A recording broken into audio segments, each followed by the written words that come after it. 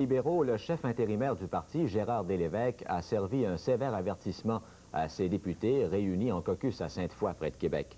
Il a fortement invité les députés à éviter tout geste qui serait de nature à nuire au rapprochement des militants au lendemain du congrès de leadership à la mi-octobre.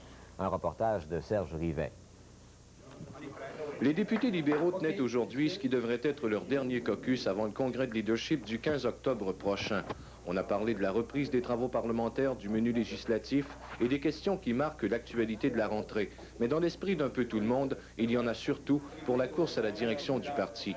Dans cette perspective, ce qui est toujours préoccupant, c'est la nécessité d'éviter les déchirements et le chef intérimaire du parti, M. Lévesque, a évoqué la question au cours de la réunion. J'ai fait ça.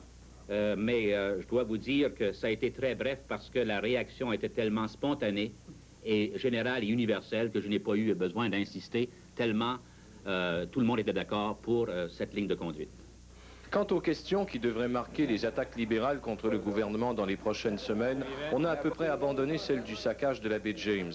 Mais on entend mener une offensive du côté de la loi 17 qu'on tient responsable de la fermeture de certaines usines, celle de Ménasco à Montréal et aussi du Château Mirabel. Serge Rivet, à Québec. Par ailleurs, le ministre de l'Énergie et des Ressources du Québec, M. Yves Duhem, a qualifié de fou raide le projet mis de l'avant par Robert Bourassa de commencer au plus tôt la phase 2 du complexe de la baie James. M. Duhem a dit qu'il est plus logique de signer des contrats d'exportation avant d'entreprendre des travaux d'une telle envergure et non l'inverse, comme le suggère M. Bourassa.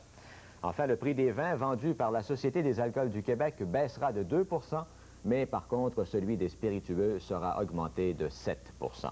Nous allons faire une pause et tout de suite après, nous aurons les prévisions du temps.